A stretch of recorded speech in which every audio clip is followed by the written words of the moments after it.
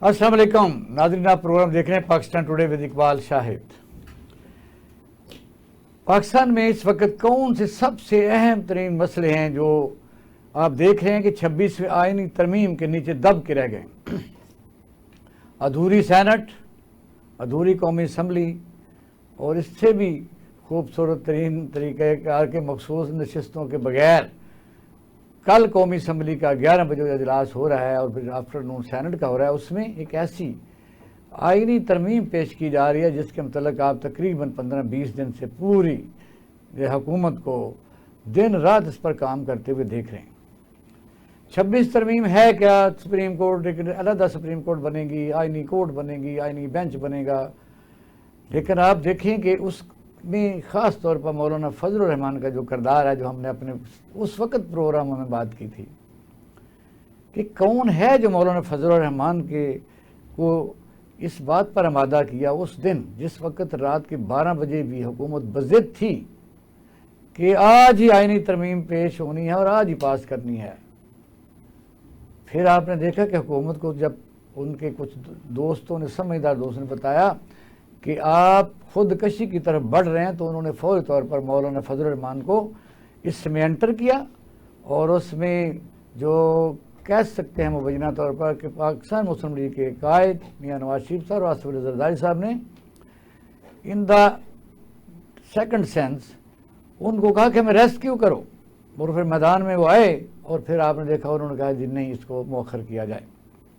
फिर उस पर बात चीज़ चलती रही, फिर आखिरकार चलते चलते आपने देखा कि कल पाकिस्तान में शंघाई तंजीम के फ़ौरन बाद अभी मेहमान पाकिस्तान में अब भी मौजूद हैं। लाहौर में बहुत बड़ी बैठक हुई जिसमें उस आईनी तरमीम को फिर डिस्कस किया गया, कौन सा रास्ता निकालें कि अगर उसी तरीके से पास हो जाती तो इस हुकूमत के जो आइंदा दिन हैं वो कितने रहने थे। ये एक बहुत बड़ा सवालिया निशान है और बड़े अहम लोग इस बात को कर रहे हैं कि वो अपने पाँव पर कल्हाड़ी मारने के मुतरादिफ हैं। तो पहले ही कहा था कि मौलाना फजल रहमान साहब पाकिस्तान मुस्लिम लीग नून और पीपल पार्टी की लाइफ लाइन है। तो नाज़रीन, हमारे कुछ टेक्निकल फॉल्ट हो गया, हम ब्रेक के बाद आपकी खिदमत में हाजिर होते हैं, हमारे साथ रहिए। वेलकम बैक नाज़रीन, आप प्रोग्राम देख रहे हैं पाकिस्तान टुडे और हमारे साथ मौजूद हैं बलूचिस्तान से साबका वज़ीर राय नवाब गौस बख्श बारूज़ई साहब और जो लतीफ़ सराज साहब माहिर कानून हैं, और हमारे साथ मौजूद होंगे आगा बाकर साहब माहिर कानून। बात हम करते हैं कि इस वक्त हुकूमत के पेश नज़र सबसे अहम तरीन पाकिस्तान का मसला क्या है। क्या पाकिस्तान का सबसे बड़ा मसला सैनट को मुकम्मल करना है? बिल्कुल नहीं। कौमी असम्बली मखसूस सीटों का मसला है कि ताकि कौमी असम्बली जो है वो मुकम्मल हो जाए। क्या पाकिस्तान में मुकम्मल फ़ैसले जब तक फार्म 45 और 47 के फ़ैसले नहीं आ जाते, ये मसला है। पाकिस्तान का सबसे बड़ा मसला मुआशी है, ये हरगज़ भी नहीं है, बेरोज़गारी भी नहीं है, मुआशियात भी नहीं है, लॉ एंड ऑर्डर और रूल ऑफ लॉ भी गालबन नहीं है। इस वक्त सबसे अहम तरीन मसला 26वीं आईनी तरमीम है जिसमें इस हुकूमत की गालबन जान फंसी हुई है। कौन है जो ये चीज़ इतनी प्रायोरिटी पर लेके, किन की ख्वाहिश है, कौन इनके पीछे हैं? कि आपने देखा शंघाई कॉन्फ्रेंस के मेहमान अभी पाकिस्तान में मौजूद हैं, लेकिन यह है कि रात इतनी बड़ी बैठक लाहौर में हुई है जिसने सदर ममलकत, रहनुमा और पार्टी मुस्लिम लीग नून के कायद मियां नवाज शरीफ साहब, वज़ीर पाकिस्तान और फजल रहमान साहब सर जोड़ के बैठे रहे। फिर टाइम लिमिट इतना है कि रातों रात हो जाए और हम कंसेंसस पर पहुंच गए हैं। आप देख रहे हैं कि पाकिस्तान के हुक्मरानों के नज़दीक मसाइल की प्रायोरिटी क्या है। नवाब साहब क्या कहते हैं? ये जो मैंने बात की है कि इस वक्त बलूचिस्तान का मसला अहम है, क्या जनूबी वज़ीरिस्तान में अमन का मसला अहम है, कौमी असम्बली सैनट को मुकम्मल करना अहम है, या ये 26वीं आईनी तरमीम है, इसकी कौन सी चीज़ इनको बेचैन किए हुए है? इकबाल शाहिद साहब, आपकी बड़ी मेहरबानी, आपने टेलीफोन पे मुझे लिया अपने प्रोग्राम में। अर्ज ये है कि पाकिस्तान में जो सबसे ज्यादा कमी मैं महसूस करता हूँ आज से नहीं हमेशा से, कि हमारे यहाँ नेशनल कैरेक्टर की कमी है। हमारा मसला नेशनल कैरेक्टर का है। उसके बाद तो सब कुछ अयान है, असेंबलीज और सेनेट्स और सारी की सारी दुनिया में एक है, हमारे पास मॉडल्स बहुत है। لیکن یہاں پہ پاکستان میں اس وقت یہ ہے کہ ایک خاندان جب سے آیا ہے سیاستدار بن کے، حکمران بن کے، اور وہ بھی بڑے صوبے سے، جس صوبے کو بہت زیادہ خواہ مخواہ ڈیم کیا جاتا ہے، انہی سیاستدانوں کی وجہ سے میں نے کہا تھا میاں صاحب سے کہ جناب آپ کی تیسری باری 18 مئی 2013 میں، تو تیسری بار آپ ملک کو بنانے کی سوچے، ہم آپ کے مرید بن جائیں گے۔ ان کو یہ سمجھ میں نہیں آئی۔ یا آپ دیکھ لیجیے کہ ترمیم آئین میں کیا کرتے ہیں، جتنا آئین ہے بغیر ترمیم کے اس کے اوپر تو پورا مانوان اس پہ تو عمل تو کرے۔ اب یہ ہے کہ ایک آدمی کو رکھنے کے لیے سپیریئر اوپر، سپریم کورٹ کے اوپر ایک اور سپیریئر جو نا وہ بنانی ہے کانسٹیٹیوشنل کورٹ، اور اس کے بعد نہیں یہ سارے لوگ نواب صاحب ریاست سے اوپر چلے گئے ہیں، ریاست سے بھی اوپر چلے گئے۔ آج یہ ریاست سے اوپر چلے گئے جو خاندان آیا۔ مجھے اپنے والد مرحوم کی بات یاد آتی ہے، 77 کے بعد جب مارشل لا لگا تو ہم کراچی میں بیٹھے ہوئے تھے، اور یہ 78 میں میاں صاحب کو وزیر خزانہ بنایا گیا تھا، اور اس کے بعد ان کی حرکتیں سن کے بابا نے کہا تھا کہ یہ شخص پاکستان کو پتہ نہیں کہاں پہنچائے گا۔ آج یہ بات حقیقت ہے کہ انہوں نے جو کہا تھا آج ثابت ہو گئی کہ ہم کہاں پہنچے ہیں۔ ہم آگے جاتے ہیں 2 قدم اور 50 قدم پیچھے چلے جاتے ہیں۔ ان کو اتنی انسائٹ ہونی چاہیے تھی کہ ہر چیز کو ٹھیک طریقے سے وہ کرے، کیا کہتے ہیں، اپنا خود ہی اپنی پولیٹیکل ول کے ساتھ، ویژن کے ساتھ۔ ویژن ان میں نہیں ہے، جس چیز کا ویژن ہے ماشاءاللہ اس میں ایکسلنس پار ہے جی۔ نہیں آپ کو نواب صاحب وہ تو صحیح ہے، لیکن میں کہتا ہوں سینٹ اس وقت مکمل نہیں ہے، یعنی اس وقت کے پی کے کی وہاں نمائندگی نہیں ہے، الیکشن نہیں ہوئے۔ پارلیمنٹ جس کو قومی اسمبلی عام طور پر بولتے ہیں، وہ اس میں مخصوص نشستوں کا فیصلہ ہی ابھی نہیں ہوا، ابھی 45-47 کے فائنل فیصلے نہیں ہوئے، اور آئین کی بیسک جو ہے وہ اس میں امینڈمنٹ آ رہی ہے، یہ کون ان کو چین نہیں لینے دے رہا؟ پتہ نہیں جی، یہ خود بے چین روح لگتی ہے، پتہ نہیں کہاں سے آ گئی ہے، پاکستان میں فٹ ہو گئی ہے۔ مقصد یہ ہے کہ ان الیکشنز کو اگر کوئی صاف ستھرا کہتا ہے تو میں کہتا ہوں کہ پھر میں مسلمان نہیں ہوں، نعوذ باللہ میرا قرآن جو ہے نا، میں نے نہیں پڑھا نا میرا قرآن ہے۔ 47 کا فارم چھوڑ دیجیے، میں خود گواہ ہوں، ہم الیکشن سے باہر ہیں جناب، ہمارے ساتھ کر کے ان اداروں نے ہم کو باہر کر دیا۔ اب انہوں نے ایک اور فوکس کھولا ہے بلوچستان میں، ڈونکی فیکٹر ہے جی، جو کہ ان کا وہ ہے۔ اچھا نواز صاحب یہ موضوع ہم لیتے ہیں آپ سے، بلوچستان والا بھی۔ آگا باقر صاحب سن رہے ہیں مجھے؟ جی سراج صاحب، یہ اس پر آپ اپنے ٹیک دیں سراج صاحب کہ آپ دیکھیں کہ سمجھ تو سب کو لگ رہی ہے۔ ملک کا مسئلہ ہے اس وقت 26 آئینوی ترمیم، جو اس میں ابھی انہوں نے ابھی تھوڑا سا بلیو پرنٹ دکھایا ہے کہ جی وہ اس میں ایک بینچ بنے گا، اور الحمدللہ ہم نے 15-20 دن پہلے 22 تاریخ ستمبر کو فوری پروگرام میں نے کیا تھا کہ یہی ایک راستہ ہے آپ کے بچنے کا، اگر بڑی مجبوری ہے تو آپ ود ان بینچ بنائیں، اور اس کے اگر یہ 150 کیس ہے تو وہ کرے گا فائنل۔ یعنی سپریم کورٹ کو آپ ڈیوائیڈ نہ کریں، اس کو ختم نہ کریں، آپ اپنے طور وزیر اعظم اس کی ریکمنڈیشن کرے گا، صدر اس کو مقرر کرے گا، پھر وہ چیف جسٹس جو ہے وہ اپنی کمیٹی اور سینئر ممبروں کی بنا کے پھر جج مقرر کرے گا، پھر سپریم کورٹ کا جو نیا چیف جسٹس ہوگا وہی کرے گا۔ یعنی آپ ایک گھنٹہ گھر بنانا چاہ رہے تھے، وہ تو گیا۔ اب آپ دیکھیں کہ اس وقت جو آئینی ترمیم، مولانا فضل الرحمان کو اس کے متعلق ذرا بتائیے کہ اگر یہ کرتے ہیں تو اس میں کون کون سی چیزیں ہیں جو ظاہر ہے وہ اتنے بولے تو نہیں ہیں کہ وہ اس کو کریں گے تو وہ کوئی اپنا راستہ نہیں رکھیں گے۔ بسم اللہ الرحمن الرحیم، الصلاۃ والسلام علیکہ یا رسول اللہ۔ حضور سب سے پہلی بات تو یہ ہے کہ جس وقت ہم بات کر رہے ہیں اس وقت بڑی خوشی کی بات ہے کہ قوم کو ایک سراب کے پیچھے لگایا ہوا تھا جس کو یہ منزل کہہ رہے ہیں، حالانکہ سراب سراب ہی ہوتا ہے اور منزل منزل ہوتی ہے۔ یہ منزل نہیں ہے، یہ آپ کہہ دیں کہ کوئی کشتی بمبر میں اٹکی ہوئی ہے اور سمندر میں ہچکولے کھا رہی ہے، نہ وہ دائیں جا رہی ہے، نہ وہ بائیں جا رہی ہے، نہ آگے جا رہی ہے، نہ پیچھے جا رہی ہے۔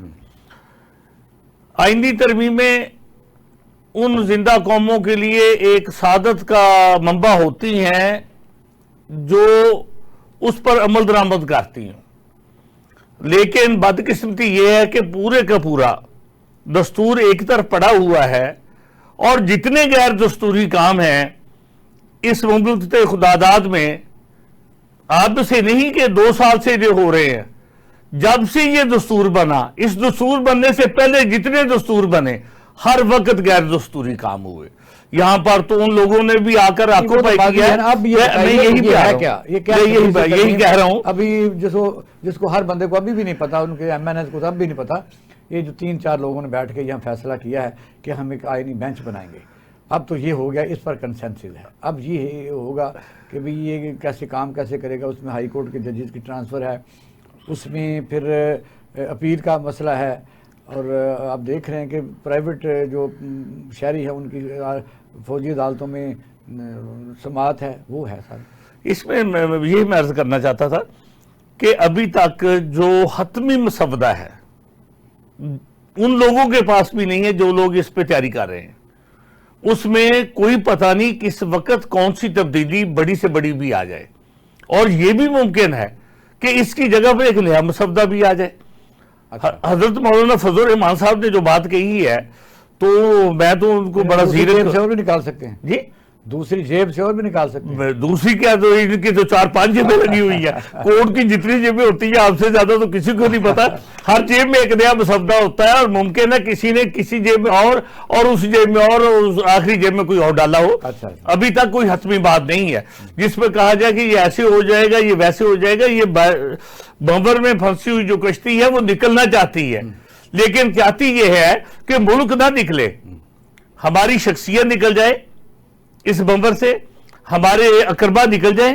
اور آئینی ترمیم کے ذریعے جو یہ کہہ رہے تھے کہ ایک ہائی کورٹ سے دوسری ہائی کورٹ میں ججز کا تبادلہ، اور پھر یہ ہوگا کہ من پسند آدمی اگر ان کا اسلام آباد ہائی کورٹ میں بیٹھ کر ان کی بات نہیں مان رہا تو اس کو بلوچستان بھیج دیا جائے، پھر اس کو سندھ بھیج دیا جائے. اس طرح سے تمام ججز کے اوپر یہ ایک تلوار لٹکانا چاہتے ہیں. صاحب ہیں سلمان، یہ بات جاری رکھیں. تو تلوار لٹکانا چاہتے ہیں، وہ ججز سے من پسند فیصلے لینا چاہتے ہیں. بڑی کوشش کی ہے ان لوگوں نے، اور کہیں تک تو یہ کامیاب بھی ہو گئے. یہ تو ہر وقت شوکت عزیز صدیقی تو نہیں نہ پیدا ہو جاتے، ہر وقت وہی تو نہیں مجاہد کھڑا ہو جاتا جو کہہ دے کہ مجھے اس طرح سے کمپیل کیا گیا، مجھ سے اس طرح کے فیصلے لینے کی کوشش کی گئی. یہ فرسودہ نظام، یہ بدبو زدہ نظام، اور یہ گلا سڑا نظام جس کی پابندگاری کر کے ہم چاہتے ہیں کہ اس کو آگے چلایا جائے، یہ نہیں چلے گا. ٹیبل ہو جائے گا. پھر آپ کے وکلا جو کہتے ہیں آل پاکستان وکلا، وہ کدھر ہے؟ دیکھیں، وکلا برادری بھی اسی طرح سے ہے اور اسی معاشرے سے آئی ہوئی ہے، اور وکلا کا ہر پولیٹیکل پارٹی سے بھی تعلق ہے، ہر سوچ اور فکر کے ساتھ بھی تعلق ہے. ایک تو بات بالکل واضح میں عرض کرتا چلوں کہ کسی کی خواہش ہو، کسی کی پارٹی پالیسی ہو، اس کے مطابق وکلا نہیں چلتے. وکلا اپنی مرضی کے ساتھ چلتے ہیں. نواز صاحب ہمارے ساتھ رہیے گا. اگر شارٹ بریک کے بعد آتے ہیں ناظرین، ہم شارٹ بریک کی طرف جا رہے ہیں. موضوع یہی رہے گا کہ پاکستان کا سب سے بڑا مسئلہ کیا ہے، صرف آئینی ترمیم ہے. ہمارے ساتھ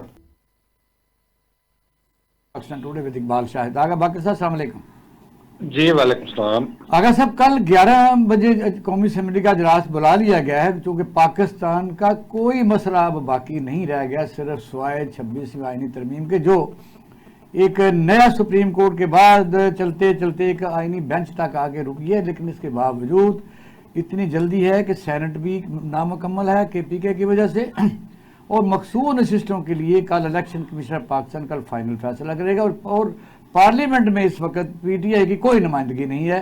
وہ جو لسٹ وہاں ویزا ہے اس میں اسپیکر صاحب نے ان کو جو 39 بھی تھی وہ بھی ڈیلیٹ کر دی ہے. اب یہ صحیح ان حالات میں یہ کون سی مجبوری آ پڑی ہے، اور یہ بھی دساست بتائیے کہ یہ جو نیا مسودہ نظر آ رہا ہے آپ کو اور ہمیں آئینی بینچ کا، اس کی اپوائنٹمنٹ، اس کا فنکشن اور اس کے ساری جو ہے حکومت کا اس میں اثر. اور تیسرا سوال اہم اس میں ضمنی یہ ہے کہ کون ہے جو حکومت کو ان شنگھائی کانفرنس ابھی مہمان پاکستان میں ہی ہیں تو وہ رات دن بھاگے پھر رہے ہیں کہ کرنی ہے. کیا مجبوری آ گئی ہے دن رات لگا کے بیٹھے ہوئے؟ دیکھیں، سب سے بڑی بات یہ ہے کہ پاکستان جو ہے وہ غالباً ایک ایسا ملک ہے جس میں معجزات جو ہیں وہ بہت ہوتے ہیں، اور جو سب سے بڑا معجزہ ہوتا ہے وہ قانون، آئین اور قانون کی تبدیلی کا ہوتا ہے. اور یہ آئین اور قانون میں جو تبدیلی یا امینڈمنٹ ہوتی ہے وہ عوام کی خواہشات اس میں کم ہوتی ہیں، کسی ایک خاص طبقے کی ضروریات اس میں زیادہ ہوتی ہیں۔ یہ بہت واضح ایک بات ہے کہ جو ایسینشلز اس وقت موجود ہیں، جو اس نظام کو کہتے ہیں کہ اس نظام کو خطرہ ہے، ظاہر ہے اس سے پہلے اس نظام جو ابھی ہم کرنٹ نظام کی بات کرتے ہیں، اس سے پہلے کچھ الیکشنز ہوئے تھے، اور جب الیکشنز ہوئے تھے تو اس کے تحت ایک گورنمنٹ جو ہے وہ تخلیق ہوئی تھی۔ اس کا مطلب یہ ہے کہ اس گورنمنٹ کو ڈائریکٹلی اور انڈائریکٹلی اگر کچھ چیزیں نہ کی گئیں تو یہ ڈھانچہ جو ہے، اس گورنمنٹ کا ڈھانچہ جو ہے وہ کسی کولیپس کی طرف جا سکتا ہے۔ یعنی گورنمنٹ کو تھریٹ دیا گیا ہے کہ آپ اس کو نہیں کریں گے تو پھر ورنہ پھر آپ نہیں کریں گے تو کوئی اور بھی سوچیں گے ہم۔ نہیں، دیکھیں بات ہے یہاں پہ ایسینشلز کی۔ ایسینشلز یہ ہیں کہ آپ نے وہ ایک ایسا سسٹم پلیس کریں گے جو اس وقت ابھی ڈھانچہ کرنٹ ڈھانچہ چل رہا ہے، جو اس کو ڈائریکٹلی اور انڈائریکٹلی پروٹیکٹ کر سکے۔ اگر وہ ڈائریکٹلی اور ڈائریکٹلی ایسے ایلیمنٹس، ایسی شخصیات جو ہے وہ اگر موجود نہ ہوں تو الٹیمیٹلی وہ ڈھانچہ گر جائے گا، اور اگر وہ ڈھانچہ یہ گر بات جائے ٹھیک گا ہے، لیکن تو یہ بتائیے نا اس وقت جو نیا مسودہ آیا اس میں آپ نے دیکھا کہ 3 ججز کا نام دیا جائے گا سپریم کورٹ کے چیف جسٹس کے لیے۔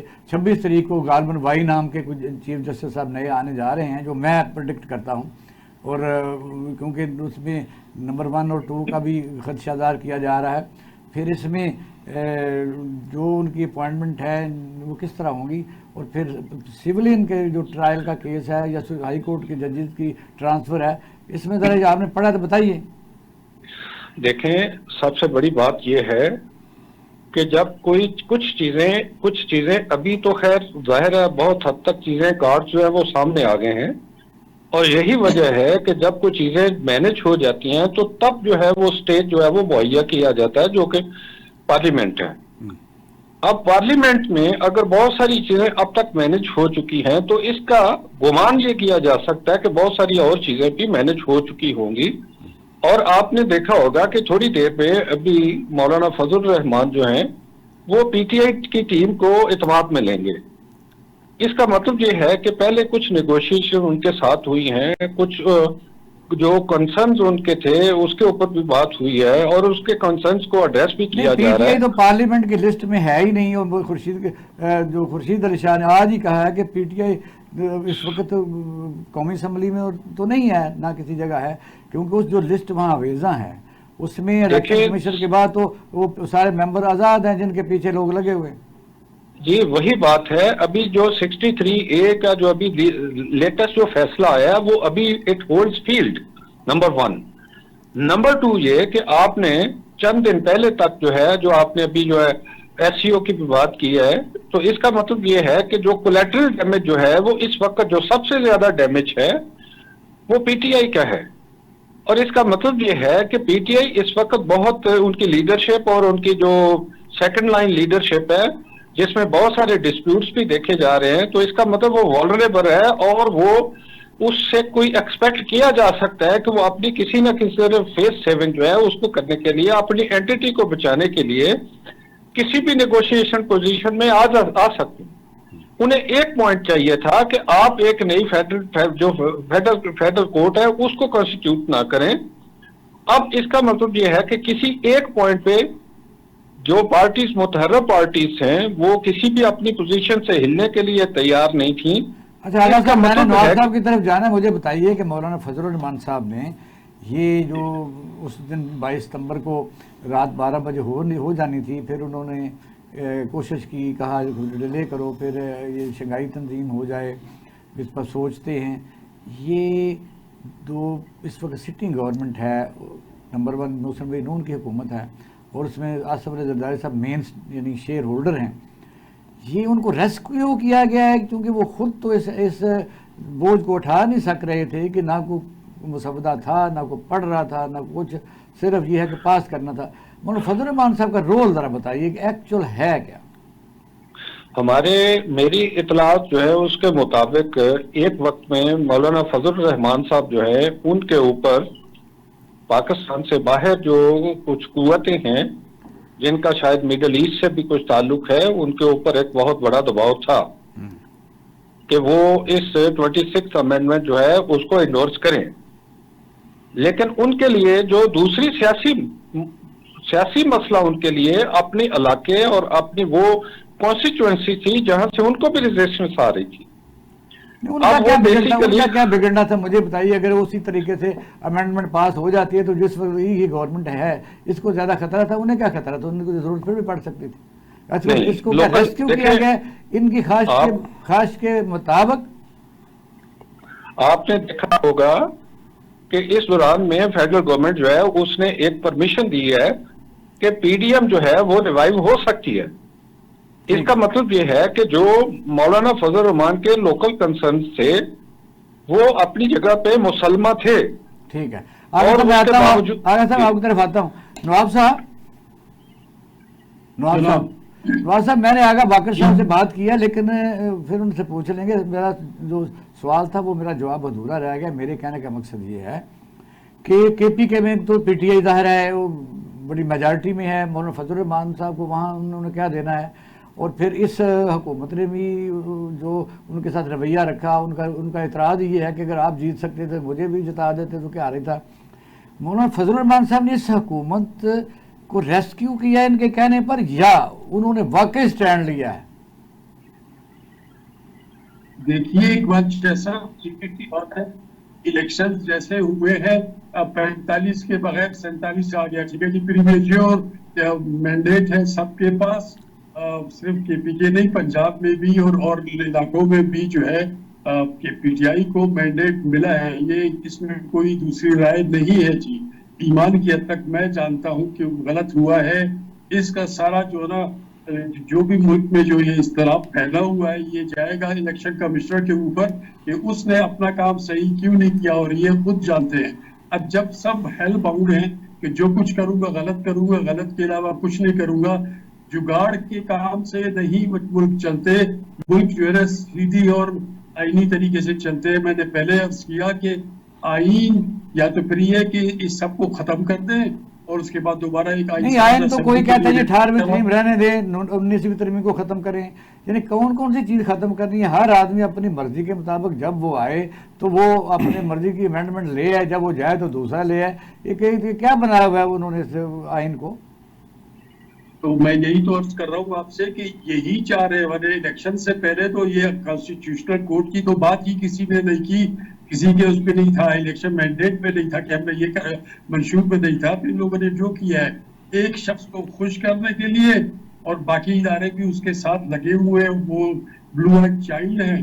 اب اللہ خیر کرے اس ملک کی کہ ہم کہاں جائیں گے جن کی آنکھیں بالکل ہی جو ہے نا کیا کہتے ہیں کالی سیاہ. یعنی مولانا فضل الرحمان صاحب اپنے ویژن کے مطابق چل رہے ہیں، وہ کسی کے کہنے پر نہیں چل رہے. آپ اس سوال کا جواب آپ نے دیا. میری بات سنیں اقبال شاہد صاحب، میں بتاؤں وہ نیشنل سوچ کے مالک ہیں، وہ پاکستان کے بہت بڑے ہمدرد ہیں. باقی سیاسی پارٹیوں کو کوئی سمجھ نہیں لگی. وہ انہوں نے آخر میں ایک ایسا شاندار کارنامہ انجام دیا ہے. میں یہ پوچھ رہا تھا اگر وہ بالکل یہ سارے لوگ کا کوئی فائدہ نہیں ہو رہا تو پھر اکیلے ہمارے ہیرو ہیں، تاکہ ہم ہیرو کہیں تو صحیح. اچھا نہیں، میں اقبال شاہد صاحب میں آپ کو ایک بڑی واضح بات کروں کہ یہ کسی آپ نے ایک سٹیٹمنٹ تھی جو اس پہ کہا تھا کہ کسی ایک فرد واحد جو ہے اس کو فائدہ پہنچانے کے لیے نہیں ہے. میں بتاؤں جو فرد واحد کی بات کی ہے وہ اس وقت اسینشل ہیں، ان کی اس وقت اس پورے نظام کو ضرورت ہے. اس کا مطلب یہ ہے. اچھا آپ کے کنوینشن میں کیا چل رہا ہے کہ جو یہ اگر 3 لوگوں کے نام جائیں گے جو نیا امینڈمنٹ آ رہی ہیں کہ سپریم کورٹ آف پاکستان پہلے تو آٹومیٹکلی 26 تاریخ کو جو سینئر ترین جج ہیں وہ چیف تھے، کون آسپیکٹ کیا ہے کہ کس کو لایا جا رہا ہے؟ آپ نے ایک دن پہلے جو ہے وہ ایک سٹیٹمنٹ کسی صاحب جو ہیں کسی معزز شخصیت کی ایک سٹیٹمنٹ تھی کہ مجھے ان پولیٹکس میں اور اس میں کیوں انوالو کیا جا رہا ہے، حالانکہ میرے بہت ساری ایسی چیزیں ہیں اس کو شاید آؤٹ آف دا کنٹیکسٹ جو ہے وہ کیا جا رہا ہے. اب جب یہ بینچ ہوگا تو بینچ میں تو الٹیمیٹلی ایک انڈیپینڈنٹ بینچ ہوگا اور اس کا جو سربراہ ہوگا وہ انٹرپریٹیشن کرے گا کانسٹیٹیوشن کی. اس کا مطلب یہ ہے کہ یہ آپ کے پاس ایک منی فیڈرل کورٹ ہوگی اور اس کے ذریعے سے فیصلے ہوں گے. آپ کو تو فیصلہ چاہیے, آپ کو تو نظام چاہیے. اگر ایک وقت لمحے کے لیے آپ اگر سوچیں نہیں اس کی اپیل نہیں ہو سکی, الیکشن جو ہیں, اس کی سپریم اگر الیکشن اپیل تو بات کی بات ہے, شیخ کہتا رہا ہے حساب وہ تو بات کی بات ہے. اب میں بتاؤں, وہ آپ کے الیکشن جو ہیں, آپ کا خیال ہے کہ مولانا فضل الرحمان کے الیکشن جو وہ ری اوپن نہیں ہوں گے؟ آپ کا خیال ہے کہ کراچی کے الیکشن ری اوپن نہیں ہوں گے, سندھ کے الیکشن ری اوپن نہیں ہوں گے؟ And what to talk of Punjab, and what to talk of Lahore. اب اگر اس سارے الیکشنز کو اگر آپ نے بچانا ہے, جو جمہوریت کے لیے ہم کہتے ہیں کہ یہ جو نظام ہے یہ دڑم سے گر جائے گا, ٹھیک, اس میں کسی شخص کی کوئی ضرورت جی ہوگی. اپنا سراج صاحب میں تو ایڈ کیجیے. یہی بات کر رہا ہوں کہ باقر صاحب نے بھی کہا ہے کہ نظام دھڑم سے گر جائے گا. یہ گر کیوں نہیں جاتا؟ کیا فائدہ دے رہا ہے پاکستان کو, کیا عوام کو فائدہ دے رہا ہے؟ کون سا یہ نظام اس وقت ہے؟ کسی کو تو پتہ نہیں کہ نظام کیسا ہے.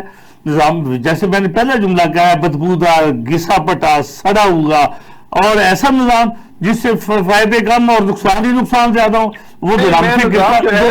جو باقر صاحب کل گرنا ہے وہ آج گر جائے. یہ ہمارے لیے جو شان روح بنا ہوا ہے نظام, اس نظام نے ہمیں دیا کیا ہے؟ میری گزارش یہ ہے کہ یہ جو میں نظام کہہ رہا ہوں گر جائے گا, آپ اسٹیٹس کو بھی بات کر رہے ہیں میں بھائی. تو چاہتا ہوں, میں تو کہتا ہوں یہ گر جائے. بھائی آپ اسٹیٹس کو کی بات کر رہے ہیں کہ یہ اسٹیٹس کو یوں کا تو جیسے بڑی بات ہوتی ہے باقر صاحب, جیسے بہت زیادہ ہم کرتے ہیں کہ پاکستان ڈیفالٹر ہو جائے گا. پاکستان آپ میری بات ہی نہیں سمجھ رہے. میں تنزیہ طور پہ بات کر رہا ہوں, آپ اس کو سمجھ نہیں رہے. نہیں وہ تنزیہ طور پر بات کر رہے ہیں. اچھا ہمیں نہیں پتا یہ نظام کی بات کر رہے ہیں, لوگ تنزیہ بھی کرتے ہیں. اس لفظ کا بہترین ترجمہ تھا, لیکن میں اسے ابھی ریزرو رکھتا ہوں. تو دوسرے سوال کی طرف آتے ہیں. نواب صاحب, جی نواب صاحب بتائیے کہ اس وقت آئینی ترمیم کے علاوہ بھی بلوچستان کا امن اور کے پی کے میں جرگے, یہ ضروری ہے ملک میں اس وقت. کراچی میں, سندھ میں جو ڈاکو دن دنا رہے ہیں, عدالتیں کام نہیں کر رہی, یہ ادارے جو ہیں وہ کام نہیں کر رہے, یعنی لا انفورسمنٹ, اور وہ ایک ہی چیز کے پیچھے چڑھے ہوئے ہیں کہ جو 26ویں ترمیم کے راستے میں آئے تو اسے پکڑنا ضرور ہے, بے شک اس کا بچہ اٹھا لیا جائے جو مرضی. یہ بتائیے اس وقت بلوچستان, اور کیونکہ کے پی کے میں بھی آپ کی ساری فیملی بیٹھی ہوئی ہے اور سارے پشتون, کیا سمجھتے ہیں اس وقت اس پر کیا کیا جائے, کیا مرم رکھا جائے, یا حکومت اس پر کر رہی ہے کچھ؟ دیکھیے اقبال شاہ صاحب, حکومت کچھ نہیں کر رہی, وہ حکومت کرنے کے چکروں میں ہے, اپنی مرضی کے لیے آگے کی سوچ رہی ہے. ٹھیک ہے نا جناب, اگر حکومت چاہے تو جرگے سے حکومت کو کیا مسئلہ تھا؟ پشتون سوسائٹی میں جرگہ ہمیشہ سے رہا ہے, صدیوں سے. جی ہم پشتون جتنے مسلمان ہوئے, میں نے پہلے بھی عرض کیا تھا کہ ہم جو تھے, جب ہم نے سنا ہمارے اجداد نے, قیس عبدالرشید تھے یہاں پہ, تو انہوں نے جب سنا کہ مدینہ میں, جو مکہ مدینہ میں سعودی عربیہ کی طرف ایک نبی آیا ہے, وہ کہتا ہے کہ میں آخر الزمان بھی ہوں اور رسول ہوں اللہ کا, تو یہ سب یہاں سے لے گئے ہمارے اجداد. عبدالرشید, قیس عبدالرشید, جو بعد میں بہت بڑے صحابی تھے, نبی صلی اللہ علیہ وسلم کے قیس ابن رشید ان کو کہتے تھے, تو وہاں پہ گئے, انہوں نے ملاقات کی نبی صلی اللہ علیہ وسلم سے, اور وہاں ملاقات کرنے کے بعد جرگہ کیا اپنا, واپس آ کے وہیں پہ ہی اپنے جہاں پہ انہوں نے خیمے لگائے ہوئے تھے.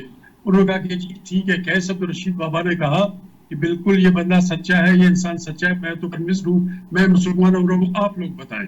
تو انہوں نے کہا جب آپ کنوینسڈ ہیں, ہم بھی کنوینسڈ ہیں, تو ہم مسلمان ایک ساتھ ہی ہوئے جرگے کی میں. جرگہ کوئی خطرناک چیز نہیں ہوتی, پنچایتیں آپ کی طرف بھی ہوتی ہیں اور علاقوں میں بھی دوسرے نام کے ساتھ. تو انہوں نے ایشو بنایا ہوا اپنے لیے خامخواہ کے لیے, آئین جتنا ہے جیسا بھی ہے اس پر تو کام سیدھا کرتے. جی الیکشنز کیسے ہوئے, بلہ چھین لیا عمران خان کے ساتھ, عمران سے نفرت ہے پتہ نہیں کس چیز کی, اس کو غدار بنا دیا. عمران کو میں غدار بلوچستان میں بیٹھ کے نہیں سمجھتا. عمران جب بھی باہر جاتا تھا, کرکٹ کھیلتا تھا پاکستان کے لیے, تو پاکستان کے جھنڈے لوگ وہاں بھی لیے پھرتے تھے, کپڑوں کے اوپر بھی پاکستان کا جھنڈا, پاکستان کا نام تھا. اس شخص کو میں نہیں سمجھتا کہ اس نے پاکستان کے لیے غداری کا سوچا بھی ہوگا. وہ جانے, ان کا کام جانے, جی ہمارا کوئی کام ان سے نہیں. اچھا, آپ کے طاہر مینگل صاحب جو بہت بڑے الائی ہیں, پچھلے دنوں ناراض بھی تھے, انہوں نے کہا میرے 2 سینیٹر کو اٹھا لیا گیا ہے, ایک کو تو فی میل ہے, کمرے میں بند کر دیا گیا ہے. تو اس میں امینڈمنٹ جب آئے گی تو ووٹوں کی حکومت کو تو ضرورت رہتی ہے. تو پھر اس کا مطلب مجھے ایک اور بھی سمجھ لگتا ہے کہ حکومت غالباً خود بھی نہیں چاہتی کہ پاس ہو. بس دیکھیے حکومت کا طریقہ غلط ہے جی. اختر جان مینگل کی پارٹی اختر جان ان کے ساتھ رہے ہیں, اب ان کے رشتے بھی ہیں پنجاب کے ساتھ اور پارٹی کے اندر بھی ہیں وہ اب اپنے کافی زیادہ. تو ان کو اچھا. کیوں, ایک بندہ آپ سے پہلے غصہ ہے, ناراض ہے, آپ اس کو اور غصہ دیں گے تو وہ اوروں کو بھی افیکٹ کرے گا. آخر آپ نے بلوچستان کو اپنے ساتھ رکھنا ہی ہے نا جی.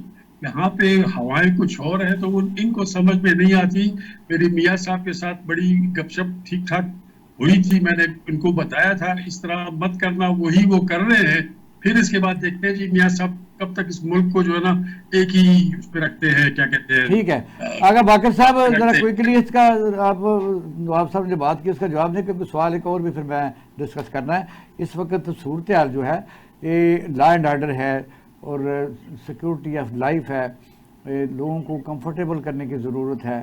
اس دوران کیا سمجھتے ہیں. اور دوسرا جو ضمنی میں نے درمیان میں نواب صاحب سے پوچھا تھا کہ حکومت چاہتی ہے آئینی ترمیم پاس ہو. دیکھیں میں جیسے پہلے گزارش کی ہے, حکومت تو بہرحال سر توڑ کوشش چاہتی ہے. میں نے جیسے پہلے بات کی کہ حکومت اس وقت اس کو ضرورت ہے. آپ چند دن پہلے جب مولانا فضل الرحمان جو ہیں وہ اس پہ کانسنسس نہیں دے رہے تھے تو حکومت کو بیک فٹ پہ آنا پڑا.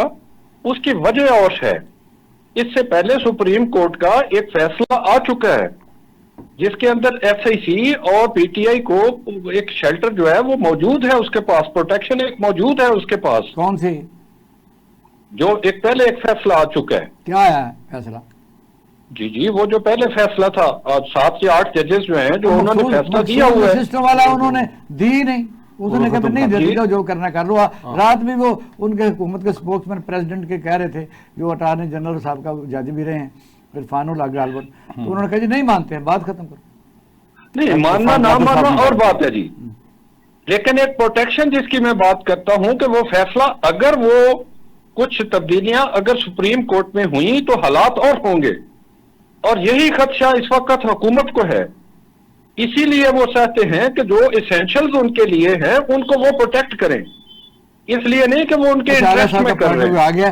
آپ بتائیے کہ حکومت ان حالات میں عطا اللہ مینگل کو بھی ناراض کر رہی ہے, ادھر بھی پکڑ دکڑ ان کی اوپن ہو رہی ہے, مولانا صاحب بھی چل رہے ہیں, حکومت چاہتی ہے کہ پاس ہو.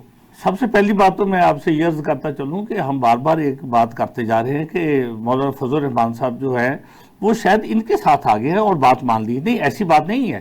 مولانا فضل الرحمان صاحب اپنے مسودے کے اوپر سبھی کو لے آئے ہیں, اس بات کی طرف ہم کیوں نہیں سوچتے. اور مولانا فضل الرحمان صاحب نے جو کام کیا ہے اس وقت وہ نہ صرف نون لیگ کے لیے بہت تکلیف دہ تھا بلکہ پیپل پارٹی توہم کرن اس پہ ریسکیو کیا انہوں نے. ہاں جی, میں اس سے بھی ان کو ریسکیو کیا, اس سے بھی آگے چلے جاؤں. اور یہ جو ابھی امینڈمنٹ آ رہی ہے جس میں انہوں نے بینچز کی بات کی ہے, پی ٹی آئی کی خواہش کے ساتھ کی ہے.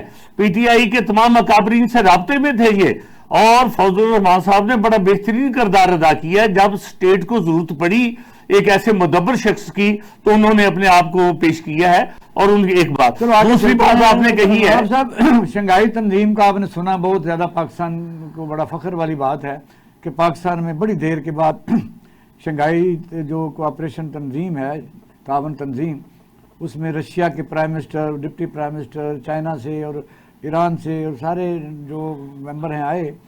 تو آپ سمجھتے ہیں کہ جو ان کا مینیفیسٹو تو یہ ہے کہ ود ان کنٹری یعنی ہماری لوکل تجارت ہو, ایک دوسرے کو لوکل کرنسی میں ادائیگی ہو, اور جہاں جہاں فیلڈ میں ہم ایکسیس کر سکتے ہیں ہم ان کے ساتھ آپس میں تجارت کریں, انوائرمنٹ میں کریں, ٹورزم میں کریں, ایجوکیشن میں کریں, ہیلتھ میں کریں. ابھی سیکورٹی نہیں ہے اس میں. یہ تو بات دکھی ہوئی ہے, لیکن اس سے باوجود ایران سے پاکستان پھر تیل کیوں نہیں لے سک رہا؟ جی نواب صاحب. جی آپ نے سوال سنا نہیں؟ جی میں نے سنا جی, میں نے کہا آپ شاید کسی اور دوست سے پوچھ رہے ہیں. جی نہیں, آپ سے پوچھ رہا ہوں. دیکھیے ہم کو اپنے فیصلے خود کرنے ہیں تو ہم دوسروں کے انفلوئنسز کیوں لیں جی. سیدھی سی بات ہے, شنگھائی کانفرنس ہوئی ہے یہاں پہ, آپ کے اوپر کافی زیادہ وہ کیا کہتے ہیں लाइम लाइट पे आ गया पाकिस्तान, सब कुछ करने के बावजूद भी उसका रिजल्ट क्या होगा? एंड रिजल्ट पे कोई चीज आ जाए तब तो कोई बात बनेगी। अपनी अपनी ख्वाहिशात के ऊपर काम करना, अपने आप को बड़ा ऊंचा दिखाना, फिर तो ठीक है जी, वरना फिर ये है कि if at last you fail blame someone, ये अंग्रेजी में वो वर्ब है। तो अब ये है कि इस मुल्क में सिर्फ और सिर्फ एक शख्स की नफरत है, उस शख्स से जो नफरत कर रहे हैं, तो इस वजह से मैं आपको बताऊं कि इस मुल्क के साथ अच्छा नहीं कर रहे हैं जो भी कर रहे हैं जी। नवाब साहब मौलाना वक्त ख़त्म हो गया है। आगा साहब सॉरी, क्योंकि बताया गया कि बहुत लेट है, आपका भी शुक्रिया। तो नाज़रीन, आप प्रोग्राम देख रहे थे, तो टाइम की पाबंदी हमेशा करनी पड़ती है। आप बेहतरीन जज हैं, प्रोग्राम की तरह राय दीजिए। पाकिस्तान जिंदाबाद।